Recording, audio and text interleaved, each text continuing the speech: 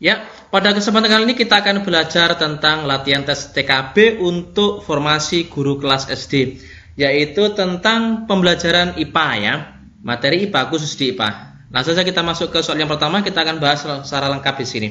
Tumbuhan teratai memiliki ciri khusus yaitu memiliki daun yang lebar. Ciri khusus tersebut berfungsi untuk A. Alat perkembangbiakan, B. Bernafas dalam air, C. Mempercepat penguapan, D. Adaptasi dengan lingkungan, atau E. Agar tidak terbalik di air. Oke, kita akan bahas mengapa fungsi apa. Kita cari fungsi dari teratai yang memiliki daun yang lebar. Kita ingat bahwasanya ciri khusus teratai adalah daun yang lebar dan tipis. Fungsinya adalah untuk mempercepat penguapan. Jadi jelas ini adalah pilihan jawaban yang C. Karena ini pembelajaran, saya berikan materi yang lain tentang ciri khusus tumbuhan. Selain teratai memiliki daun lebar dan tipis, teratai juga memiliki batang dan akar yang berongga. Fungsinya adalah untuk membawa oksigen ke batang, sehingga teratai tetap dapat bernafas meskipun batang dan akarnya terendam air. Jadi di soal nomor 1 di sini sudah jelas ya, jawabannya adalah pilihan jawaban yang C. Kita berikan penjelasan lain tentang ciri khusus hewan, yaitu kita tentang kaktus di sini misalnya. Yang keluar adalah kaktus, maka kita coba bahas kaktus. Kaktus di sini salah satu cirinya adalah daunnya berbentuk duri. Fungsi dari kaktus yang memiliki daun berbentuk duri adalah untuk mengurangi penguapan. Selain memiliki daun berbentuk duri, kaktus juga memiliki batang yang berlapis lilin. Tujuannya adalah mempertahankan kadar air dalam batangnya. Ciri yang ketiga yang dimiliki oleh kaktus adalah batang yang tersusun oleh jaringan spons. Apa fungsinya? Batang yang tersusun oleh jaringan spons di sini fungsinya adalah untuk menyimpan cadangan air. Ingat, ketika hujan, kaktus akan menyimpan air sebanyak mungkin. Jadi yang keempat, dari segi akarnya, kaktus memiliki akar yang panjang. Akar yang panjang di sini adalah untuk menjangkau ke bawah, untuk memudahkan kaktus dalam menyerap air. Karena lingkungan kaktus kan sedikit kadar airnya. Ciri khusus tumbuhan yang lain, misalnya di sini adalah kantong semar.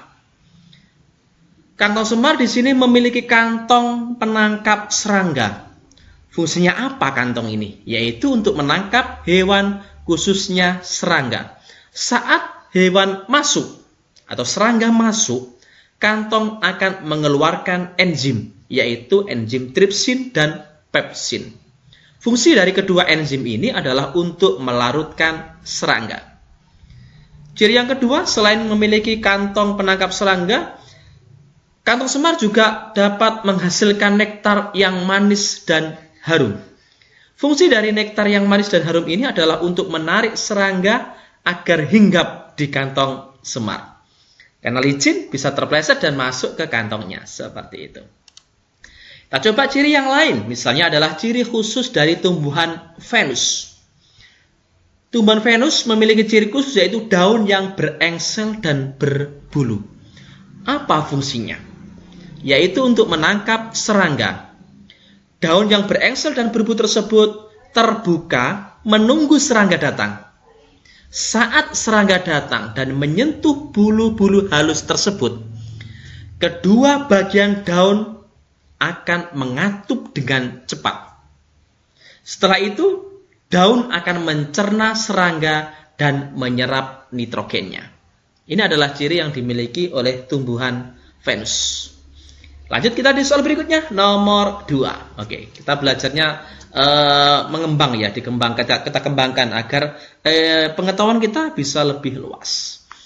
Jika kita membeli minuman es teh dan memperhatikannya, maka akan melihat bahwa es dapat terapung di air. Peristiwa ini menunjukkan adanya sifat A.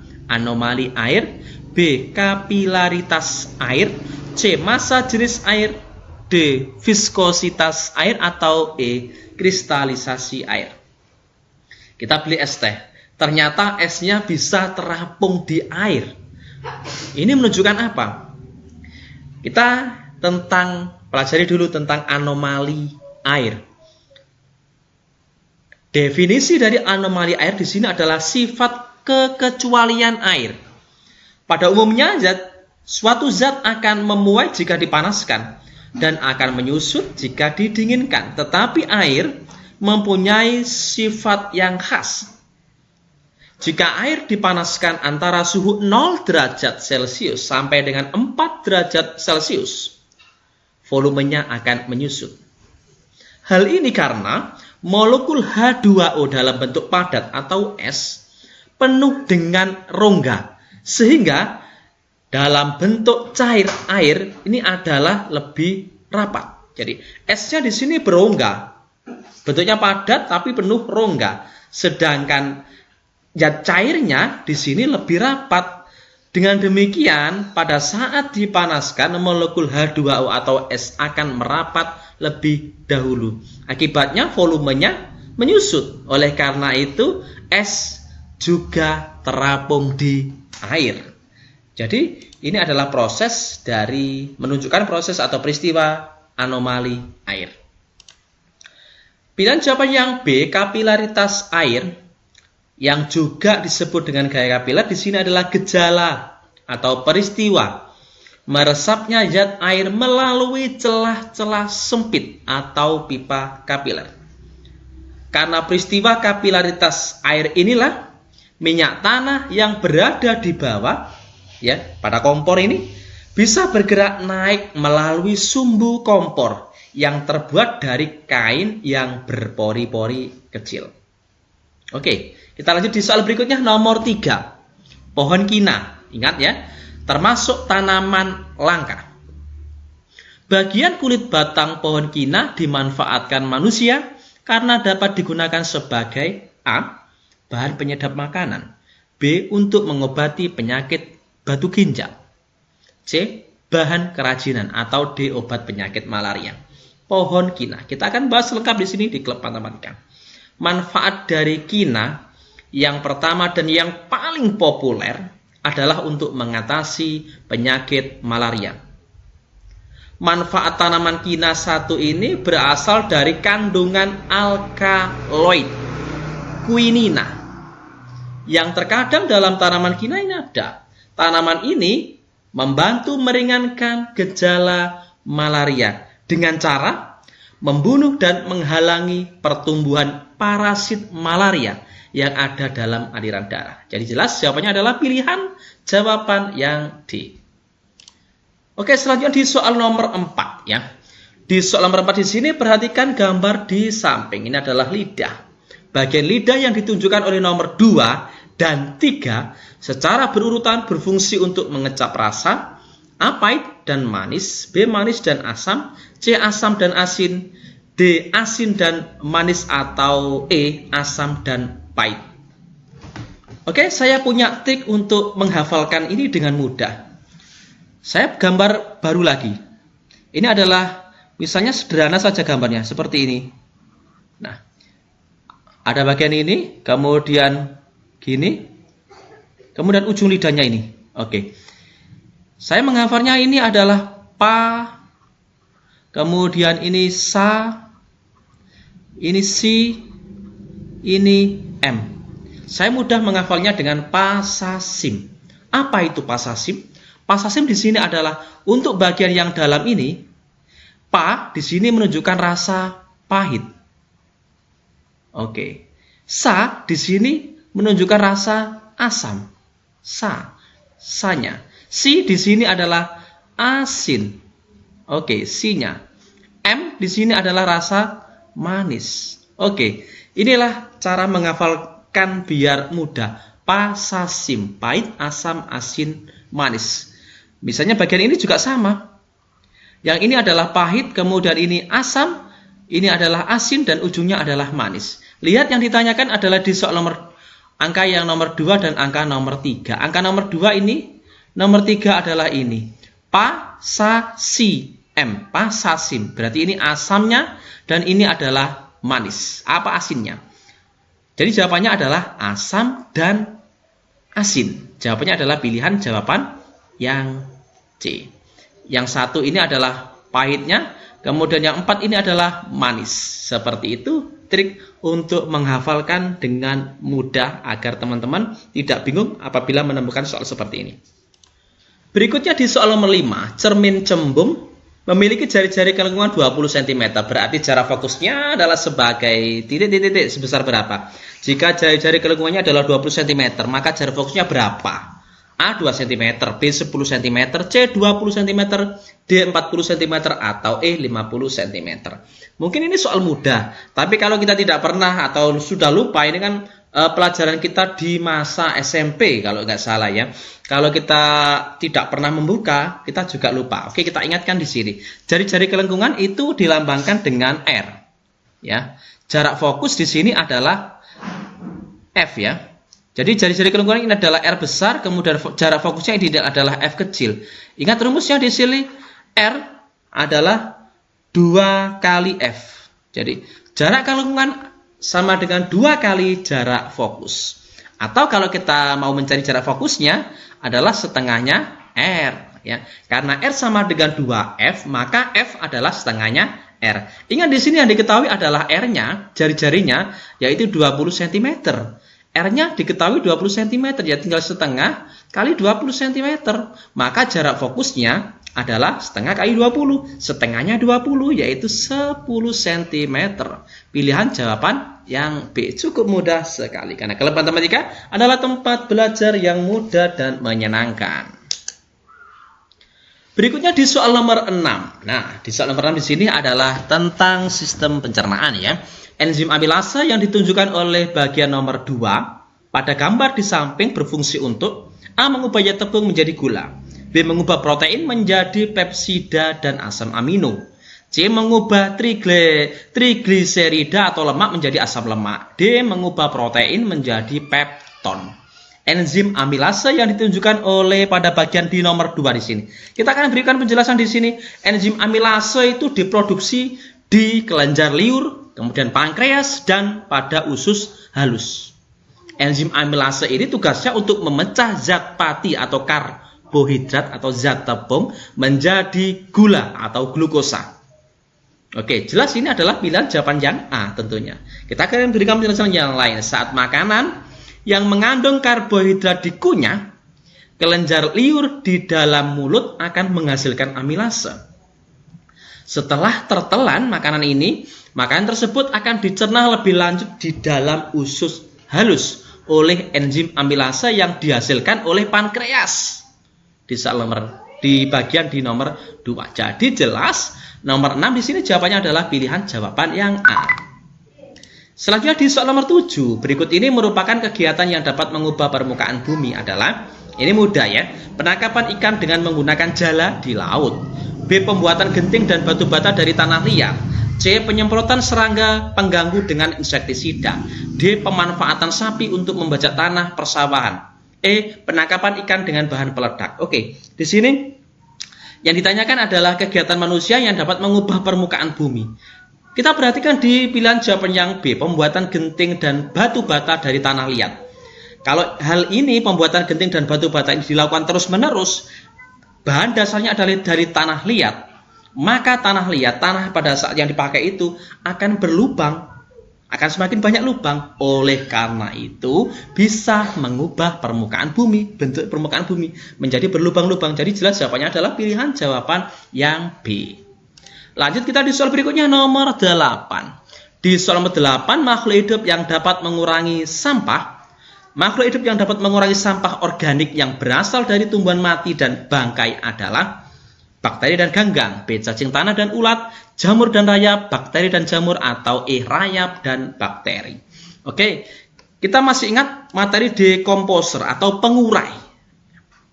Di sini adalah dekomposer atau pengurai, di sini adalah organisme yang memakan organisme mati dan produk-produk limbah dari organisme lain.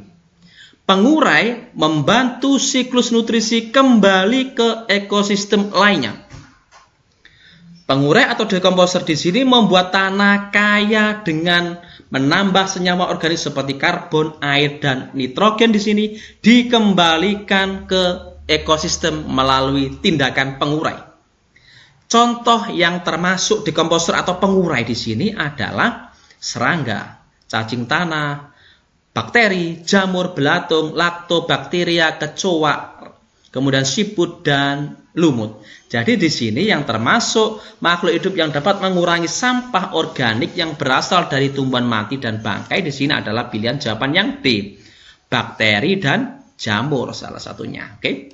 Lanjut berikutnya di soal nomor 9. Di soal nomor 9 di sini adalah proses fotosintesis. Perhatikan bagian proses fotosintesis di bawah ini. A, titik air, ada cahaya matahari, ada B, kemudian karbohidrat, plus C. Bagian yang ditunjukkan oleh huruf A, B, dan C secara berurutan adalah A, karbon monoksida, klorofil, dan oksigen. B, oksigen, klorofil, dan karbon monoksida. C, karbon dioksida, kloroplas, dan oksigen. D, karbon dioksida, klorofil, dan oksigen, atau E, karbon monoksida, klorofil, dan oksigen. A di sini, A dan air di sini adalah bahan dasar untuk proses fotosintesis. Air pasti. Yang A ini termasuk apa? A di sini adalah karbon dioksidanya.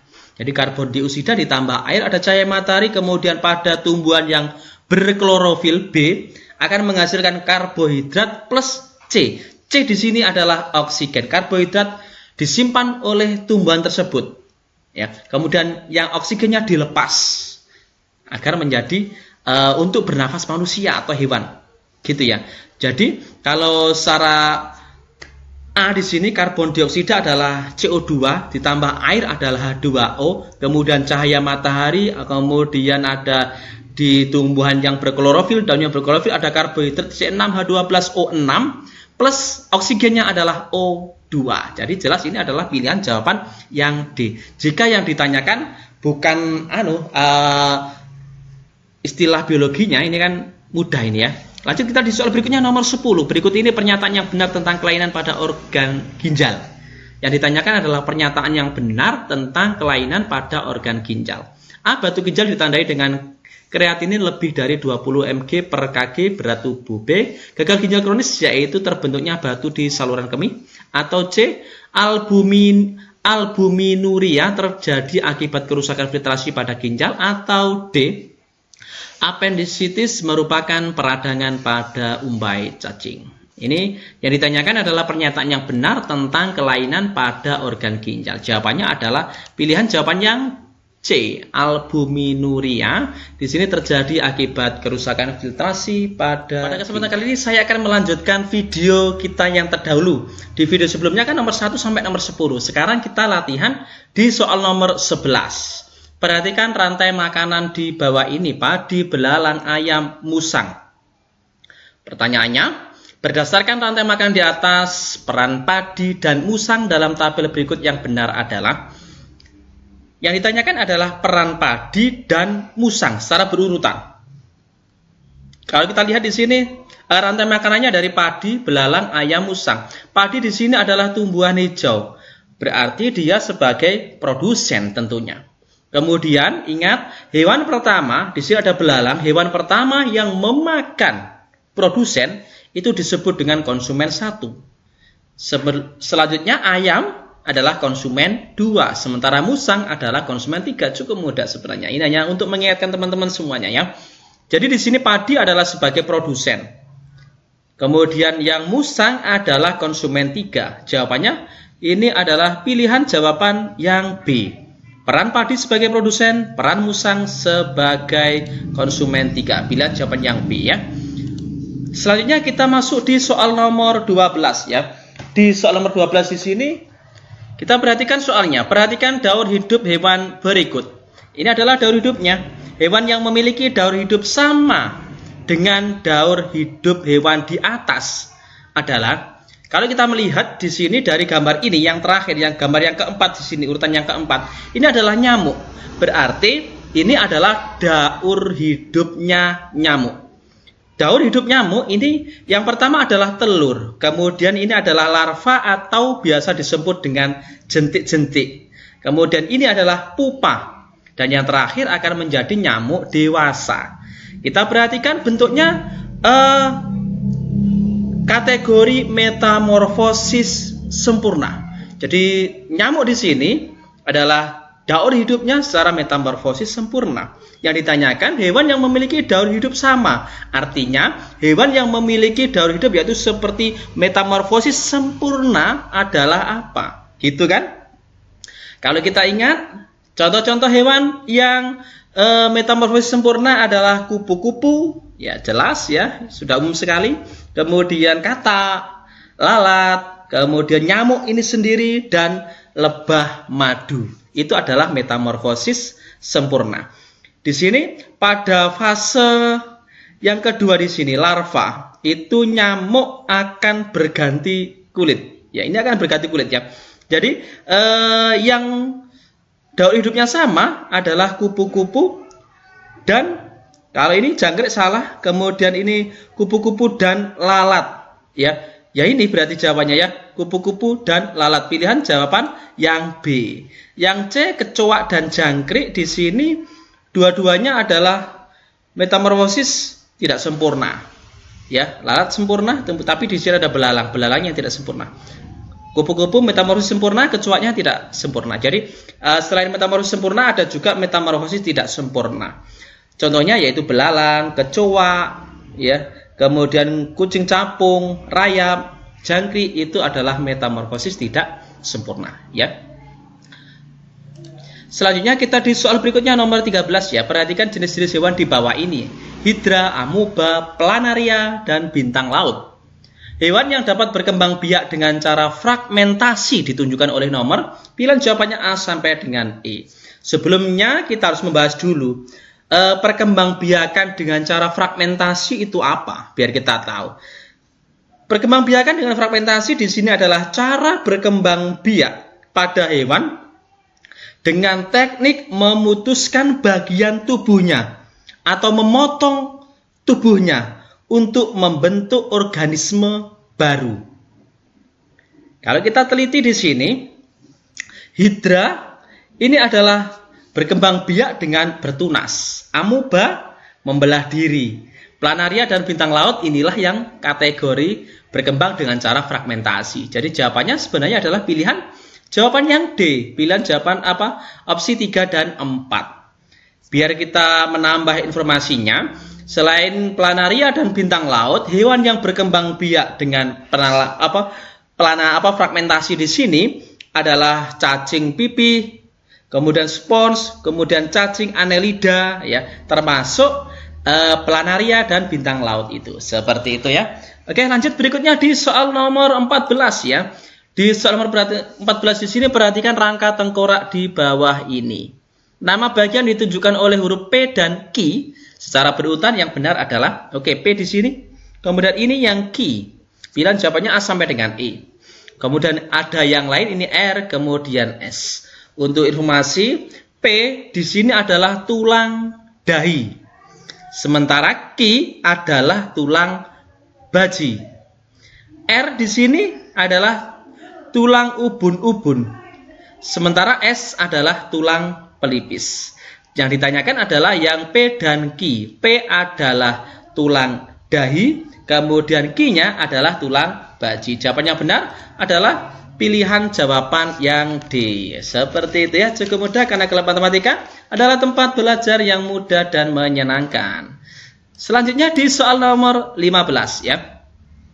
Di soal nomor 15 di sini persendian yang menghubungkan tulang hasta dan tulang lengan disebut sendi putar, sendi peluru, sendi engsel, sendi pelana, sendi gulung. Untuk mengetahuinya kita bahas satu persatu ya. Ini sebenarnya sederhana yang ditanyakan di soal karena tulang hasta dan tulang lengan. Ya, artinya di sini adalah di siku kita. Nah, siku itu termasuk sendi engsel ya. Jawabannya ini adalah pilihan jawaban yang B, yang C ya, sendi engsel. Tapi kita berikan informasi yang lain, misalnya di pilihan jawaban yang A, sendi putar. Sendi putar ini seperti apa? Sendi putar adalah salah satu sendi yang digerakkan, yang gerakannya salah satu ujung tulangnya mengitari atau membuat gerakan berputar pada ujung tulang lainnya. Contoh sendi putar ini adalah sendi antara tulang atlas dan tulang tengkorak. Oke, bisa kita putar. Bisa dipraktekkan ya. Selanjutnya yang pilihan jawaban yang B, sendi peluru di sini adalah sendi yang bisa bergerak ke segala arah. bentuknya mirip bola dan tulang seperti mangkok. Contohnya adalah hubungan antara tulang lengan atas dan gelang bahu. Lengan atas kita dan bahu kita itu adalah sendi peluru. Oke. Sementara yang jawabannya benar adalah sendi engsel. Sendi engsel ini adalah sendi yang memungkinkan terjadinya pergerakan satu arah, seperti engsel pintu gitu ya. Contohnya adalah pada tulang lutut dan siku. Nah, pada siku ini adalah hubungan antara tulang hasta dan tulang lengan. Jadi ini adalah yang C. Sementara di pilihan jawaban yang D, sendi pelana, di sini adalah sendi yang mampu membuat gerakan dua arah, yaitu ke arah samping dan ke atas. Salah satu contohnya adalah tulang pangkal ibu jari. Oke, tulang pangkal ibu jari. Selanjutnya sendi gulung yang di pilihan jawaban yang E. Di sini adalah sendi yang memungkinkan terjadinya gerak rotasi pada poros, tapi gerakannya terbatas.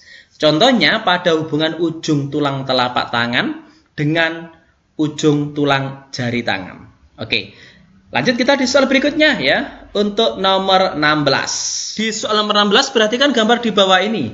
Ada 3 gambar ya. 3 batang magnet disusun seperti gambar di atas. B ditarik C dan C ditolak U, berarti memenuhi titik-titik-titik. Pilihannya A sampai dengan E. Di sini sudah diketahui kutub magnet adalah di sini yang utara, ini adalah selatan. Yang diketahui dulu, B ditarik C, berarti ini saling tarik menarik. B ditarik C, berarti sama-sama tarik menarik ya. Gini, saya beri tanda seperti ini, artinya tarik menarik. Kemudian D ditolak U. D dan U tolak menolak. Saya beri tanda seperti ini. Ini adalah tolak menolak. Ingat, jika tarik menarik, ini magnetnya adalah kutub magnetnya adalah beda, ya kan?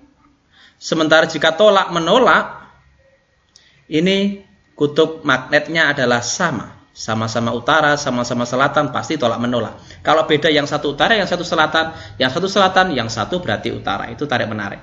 Kita lihat di sini. D dan U tolak menolak. Karena tolak menolak berarti ini sama. Berarti D di sini adalah kutub utara. Mengapa? Karena tolak menolak berarti sama. Sama-sama kutub utara. Jika D kutub utara, maka C adalah kutub selatan, ya kan? Karena satu magnet itu satunya kutub utara, ya satunya kutub selatan.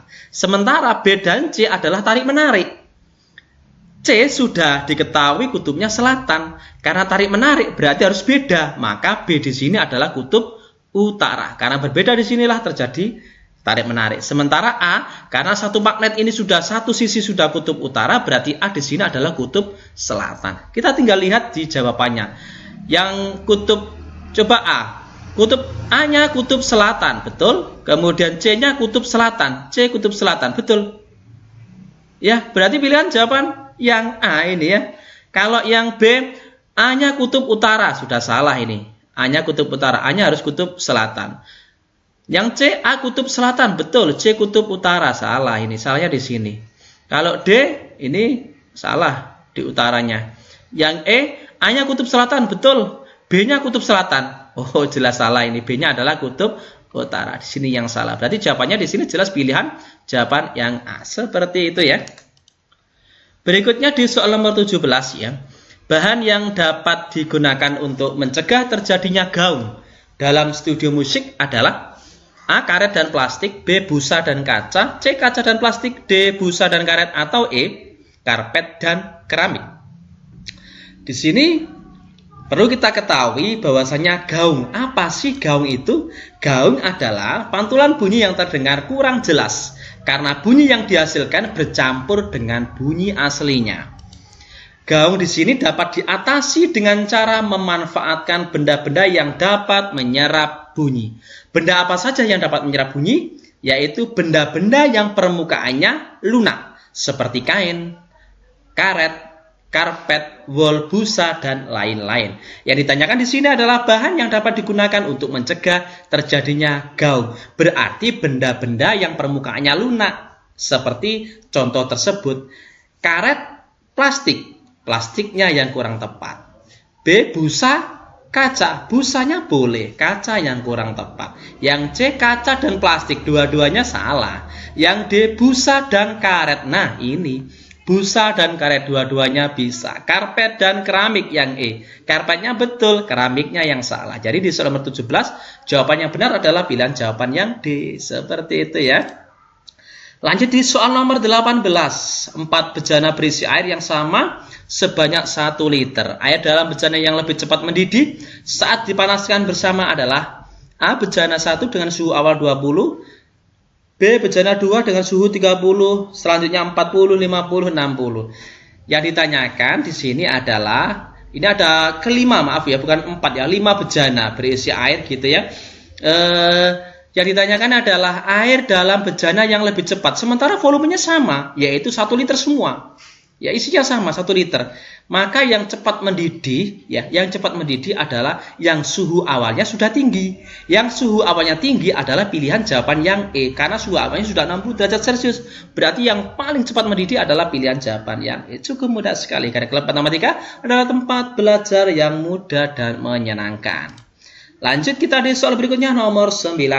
Perhatikan rangkaian listrik berikut. Ini gambarnya. Bagaimanakah posisi saklar agar lampu 1 dan lampu 4 menyala, sedangkan lampu-lampu lainnya tetap padam?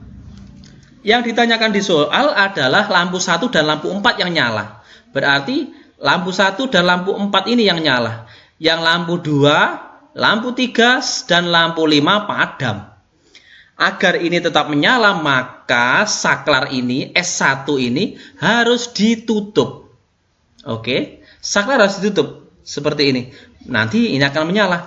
Jika ini tetap padam, maka saklar 2 harus tetap dibuka. Oke, gini saja. Berarti yang saklar 1 di sini harus ditutup, sementara saklar 2-nya harus dibuka. S1 ditutup, sedangkan S2-nya dibuka. Jelas ini adalah pilihan jawaban yang B. Cukup mudah sekali, karena kelas matematika adalah tempat belajar yang mudah dan menyenangkan. Selanjutnya di soal nomor 20 ya. Wanita mengalami haid menunjukkan bahwa A. Ovum yang dihasilkan tidak dibuahi, B. Rahimnya tidak siap untuk kehamilan, C. Wanita tersebut mandul, atau D. Ovariumnya tidak berfungsi. Kita ingat bahwasanya wanita mengalami haid atau menstruasi di sini menunjukkan bahwa ovum yang dihasilkan tidak dibuahi. Jawabannya adalah pilihan jawaban yang A.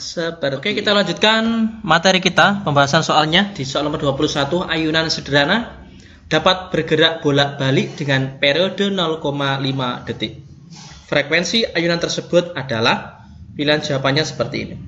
Kita ingat di sini periode biasanya dilambangkan dengan T besar ya, yaitu 0,5 detik. Yang ditanya adalah frekuensi. Frekuensi dilambangkan dengan F kecil yang ditanyakan. Oke, hubungan antara periode dan frekuensi adalah sebagai berikut. Periode itu nilainya sama dengan 1 per frekuensi. Sementara untuk mencari frekuensi, hubungannya dengan periode adalah 1 per T. Seperti ini. Jadi, jika yang ditanya adalah frekuensi, maka 1 per T atau 1 dibagi dengan T gitu kan? Boleh kan? 1 dibagi T-nya adalah 0,5. 0,5 itu adalah setengah. 1 dibagi setengah, langsung 2 kan sebenarnya. Biar nggak bingung, ini 1 saya jadikan pembagiannya menjadi kali. Ini posisinya menjadi dibalik seperti ini. Tinggal 1 kali 2 dibagi 1, hasilnya adalah 2. Jadi frekuensinya adalah 2 Hz. Jawabannya adalah pilihan jawaban yang C, seperti itu ya. Ini konsepnya, hubungannya. Periode adalah 1 per frekuensi, sementara mencari frekuensi adalah 1 per periode, seperti itu. Lanjut kita di soal nomor 22, perhatikan gambar di bawah ini. 2 titik yang menunjukkan jarak 1 panjang gelombang adalah A, D dan F, B, A dan D, C, D dan E, D-nya O dan D, atau E, B dan E. 1 panjang gelombang itu adalah ada 1 bukit dan 1 lembah ya. Misalnya di sini kalau diawali dari O, misalnya dari O, maka sampai dengan D. Karena ada satu gini, kemudian ini. Ini adalah satu gelombang. Kita coba cek di sini. D dan F. D-nya di mana? Kita coba lihat. Nah, D-nya ini. Kemudian F-nya D posisi di sini, ini posisi F-nya. Berarti ini bukan satu gelombang, hanya satu bukit saja. Berarti di sini adalah setengah gelombang di pilihan jawaban yang A. B, A dan D. A dan D juga kurang seperempat. Harusnya dari O ke D. Juga salah. Yang C, D dan E. D dan E hanya 1/4 gelombang. Ya, bukan. O dan D. O dan D. Nah, ini yang betul. Dari O sampai D. Ini adalah satu gelombang. Ada satu bukit dan satu lembah. Jawabannya adalah pilihan jawaban yang D. Sementara pilihan jawaban yang E, B dan E. B dan E ini 1,5. Ya, 3/4 gelombang. Tidak sampai satu gelombang. Seperti itu. Jadi di soal nomor 22 jawabannya adalah pilihan jawaban yang D. Lanjut kita di soal nomor 23. Proses yang terjadi pada alveolus adalah A. Pertukaran oksigen dan karbon dioksida. B. Pertukaran zat asam dan uap air. C. Penyesuaian suhu udara yang masuk. D. Penyaluran udara ke tenggorokan. Yang ditanyakan cukup sederhana, alveolus ya. Ini adalah berhubungan dengan sistem pernafasan manusia. Alveolus di sini adalah tempat pertukaran oksigen atau O2 dan karbon dioksida atau biasa disebut dengan CO2. Jadi jawabannya adalah pilihan jawaban yang A. Seperti itu ya. Berikutnya kita di soal nomor 24. Di soal nomor 24 perhatikan peristiwa-peristiwa berikut. Bagian bumi tertentu mengalami siang. 2. Terjadinya bulan baru dan bulan purnama. 3. Matahari tampak terbenam di sebelah barat. 4. Terjadinya pasang surut air laut. Peristiwa yang diakibatkan oleh rotasi bumi ditunjukkan oleh nomor A 1 dan 2, B 1 dan 3, C 2 dan 3, D 2 dan 4 atau E 1 dan 4. Yang ditanyakan di sini adalah peristiwa yang diakibatkan oleh rotasi bumi. Rotasi bumi adalah perputaran bumi pada porosnya. Perputaran bumi pada porosnya akan menyebabkan beberapa hal, beberapa peristiwa. Di antaranya adalah adanya atau terjadinya siang dan malam. Kemudian matahari seakan-akan terbit di sebelah timur, kemudian terbenamnya di sebelah barat. Jadi, kalau peristiwa rotasi, perputaran bumi ada dua ya, bumi rotasi dan revolusi. Rotasi bumi itu perputaran bumi pada porosnya, sementara revolusi adalah perputaran bumi mengelilingi matahari. Di soal nomor 24 di sini, karena di sini yang ditanyakan adalah rotasi, adalah terjadinya siang dan malam dan matahari tampak terbit di sebelah timur dan tampak terbenam di sebelah barat. Jadi pernyataannya benar adalah pernyataan di 1 dan 3. Bagian bumi tertentu mengalami siang, sementara bagian bumi yang lain mengalami malam. Itu betul. Pernyataan nomor 1. Dan nomor 3, matahari tampak terbenam di sebelah barat. Itu adalah dampak dari rotasi bumi. Atau bisa juga matahari tampak terbit di sebelah timur. Seperti itu juga bisa. Jadi jawabannya adalah pilihan jawaban yang B. Sementara di soal nomor 25, planet dalam tata surya yang paling terang di antara planet lainnya dan mendapat sebutan bintang kejora adalah planet titik-titik. Ini pelajaran masih kita sekolah dasar ya. Planet ada 8. Merkurius, Venus, Bumi, Mars, Jupiter, Saturnus, Uranus, dan Neptunus. Dari ke-8 ini, ada satu planet yang paling terang. Biasanya disebut juga dengan sebutan bintang kejora. Nah, planet apa itu? Kalau Merkurius di sini adalah planet yang paling dekat dengan matahari. Kemudian, kalau planet yang paling jauh adalah Neptunus. Dulu di sebelumnya ada 9 planet, yaitu Pluto masuk di planet yang ke-9. Tapi sekarang Pluto dianggap sebagai benda langit biasa, tidak memiliki ciri-ciri sebuah planet. Jadi hanya dikategorikan sebagai benda langit biasa. Di soal nomor 25 di sini, bintang kejora adalah sebutan untuk planet Venus, ya. Sementara Merkurius adalah planet terdekat. Kemudian Mars biasanya disebut juga dengan planet merah. Ya, sementara Saturnus biasanya di sini karena kalau kita lihat dari kejauhan itu seperti ada cincin, makanya Saturnus di sini disebut dengan sebutan planet cincin. Sementara Neptunus adalah planet yang letaknya paling jauh. Jadi jelas di soal nomor 25 jawabannya adalah pilihan jawaban yang B. Oke, latihan sederhana ya sebenarnya ini untuk materi guru kelas SD, mata pelajarannya yaitu IPA. Semoga video sederhana ini bisa bermanfaat ya. Jangan lupa like, subscribe, bagikan jika dirasa video ini memang bisa bermanfaat bagi orang lain. Terima kasih.